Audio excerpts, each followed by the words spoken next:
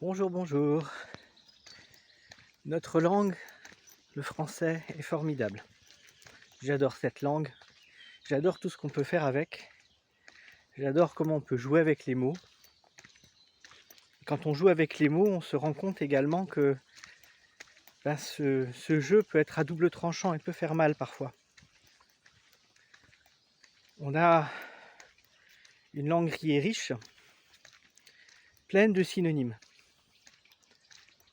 Et on oublie très souvent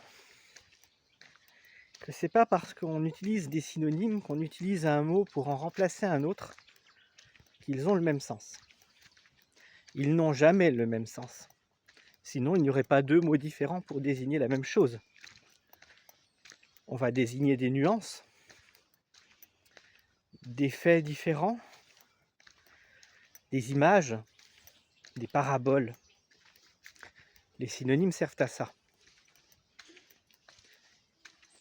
À pouvoir trouver une manière différente de dire les choses ou de faire comprendre les choses.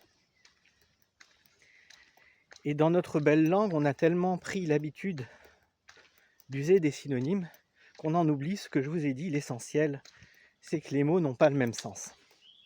Ce n'est pas la même chose. Et une des plus grandes erreurs qu'on fait, et que je rencontre très souvent en séance de TPE ou ailleurs, c'est la confusion énorme qu'il va y avoir entre pardon et excuse. Quand on fait une erreur et qu'on dit à une personne excuse-moi ou pardonne-moi, on y met le même sens, la même intention. Et pourtant, c'est pas du tout la même chose. J'en avais déjà parlé, mais je reviens sur le sujet, histoire de détailler un peu tout ça. Le fait d'excuser les actes d'une personne, c'est justifier qu'elle a bien agi. Accepter qu'au final, le responsable, c'est nous. Quand on est face à quelqu'un qui a fait quelque chose de douloureux, de dur, de dangereux, de cruel, excuser, ça n'a aucun sens. Et pourtant, dans notre culture, et c'est très judéo-chrétien comme façon de faire, on a un petit peu cette tendance à tendre l'autre joue, à accepter qu'on nous fasse souffrir, et puis finalement c'est notre faute, et puis on l'a bien mérité, et puis c'est normal, on doit souffrir. Volontairement, j'exagère le trait, on est d'accord. Excuser une personne, c'est donc justifier ses actes, ses pensées, ses manières. Justifier qu'on a bien mérité qu'elle nous fasse souffrir. Et ça, c'est un problème. Et donc, quand on demande à quelqu'un de pardonner, eh bien, le premier réflexe, c'est de faire le lien, la corrélation avec l'excuse. Parce que c'est comme ça qu'on l'a appris, et parce que ce terme est devenu tellement courant, tellement habituel, qu'on le confond absolument. Et pourtant, c'est très différent. Pardonner, ça n'est pas excuser. Loin de là. Je dirais même au contraire. Pardonner, comme son nom l'indique, c'est un don qu'on se fait à soi-même. Par et pour soi-même.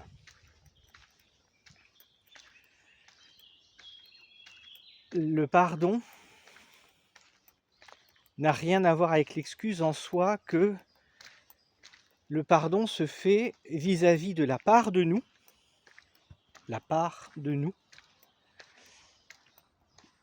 que l'on identifie inconsciemment à l'autre et à ses actes, et à la souffrance qu'on a ressentie par ses actes, par ses faits, par ses dires, par ses mots.